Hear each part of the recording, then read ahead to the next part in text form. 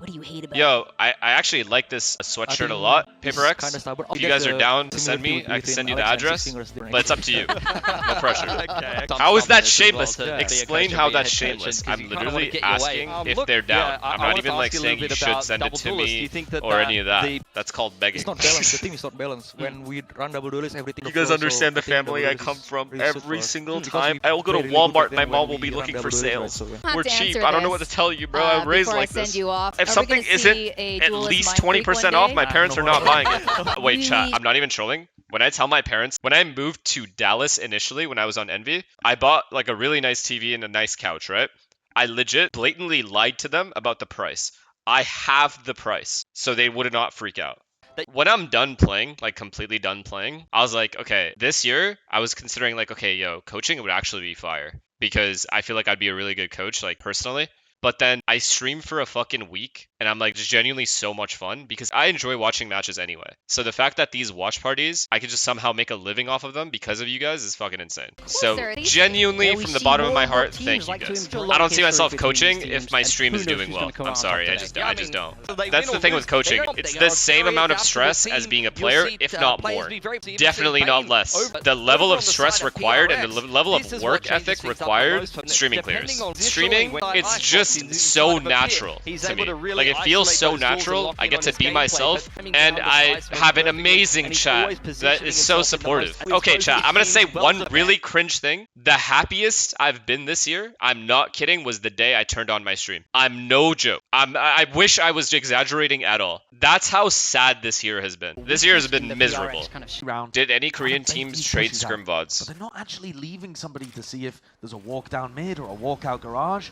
They're instead 5-person grouping up to try. Who are you rooting for in Toronto? I don't know who I'm rooting for. I don't think anybody. But I want. I think Heretics is gonna win the tournament. I know it's a weird prediction, but I just have a weird feeling. Do you think Sen win Masters if they win Stage 1? I have no idea who wins in this game anymore. But I will be honest and say NA is setting by far their 3 best teams. So I don't see America's losing this Masters.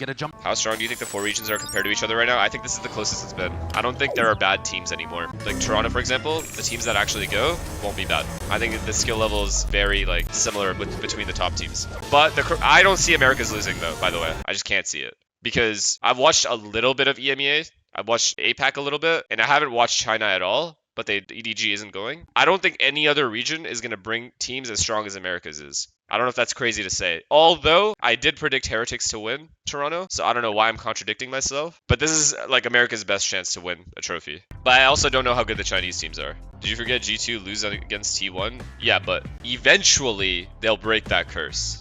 Surely. Especially the way they're still continuing to play. Okay, I'll be completely honest. I think G2 has to win Toronto. And I think they should win Toronto if all goes well for them.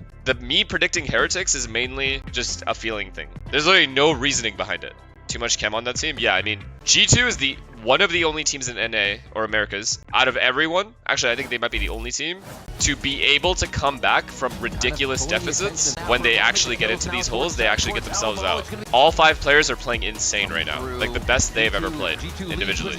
I don't see a world where they throw away Toronto as well. That would be crazy. Do you think G2 is maintaining this form after Teo nerf? I do. I think they'll be one of the best teams in the world all the way to the end. But if they can't win while playing like this, that's fucked. Like, they absolutely have to win an event this year.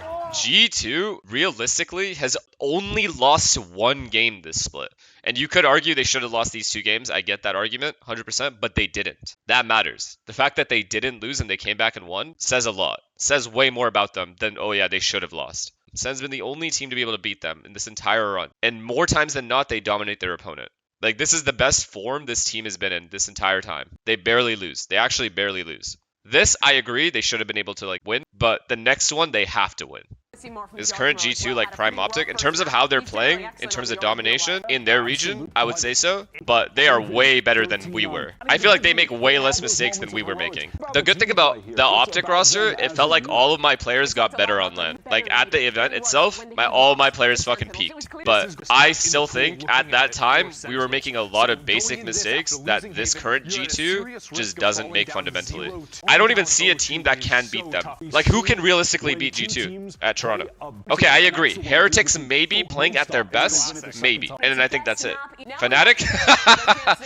Yeah, dude. That's happening! Could you give examples of what mistakes you guys were making? Okay.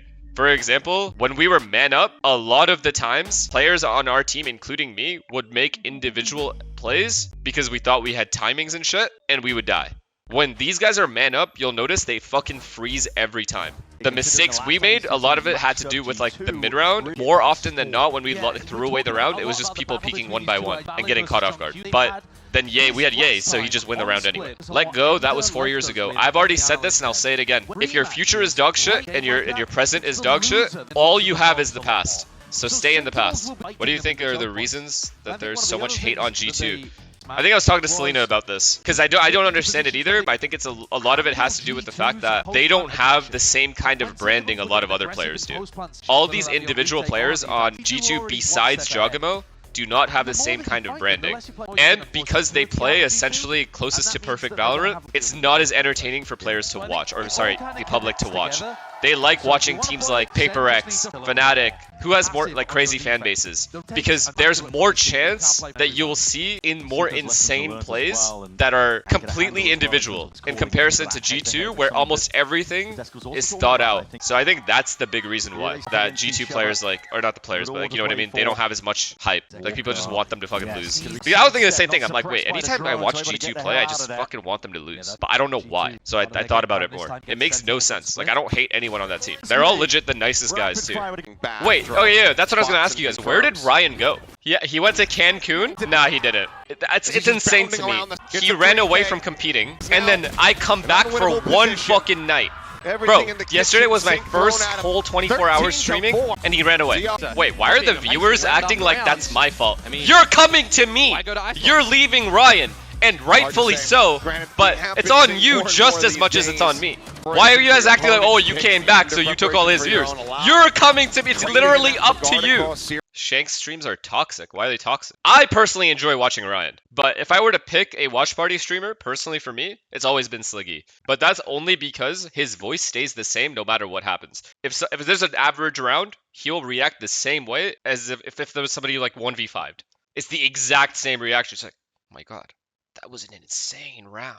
But in the exact same voice. Like his voice doesn't go higher or lower. It stays the exact same octave. Me and like normal people, I think just freak the fuck out. And I think Sliggy, low-key, on the real, I'm going to say this to him too, I think he's a little dead inside. There's no way you can watch all 3 regions for an entire year without any sleep and have any sort of like happiness in your life. Like there's no way he isn't a little dead inside, and I'm starting to worry about him. No, there's no way he watches all 4. How can he watch all 4 regions? That's impossible. Okay, so how does that work then? No, stop. Explain to me how that works. Because that means all he does is nap. He hasn't slept one time since Valorant came out. I don't know if you guys watched the movie Prestige. I think he has a twin. And the reason his personality is the way that it is, like super chill, is because he doesn't want his twin to act differently. So they both act the same. Because there's no fucking way, bro. There's actually no way you're watching all 4 regions with 4-hour intervals of sleep. He does flat chat too, all the time? Yeah, I don't know. Yeah, like when he goes to the bathroom, he's actually going to sleep, and then his twin comes over. It's like a whole operation. It makes perfect sense. He's in the bathroom right now? Yeah. Now, the guy that comes back isn't him. They're not the same guy. I'm telling you, there's no other explanation for this shit. Oh, yeah, by the way...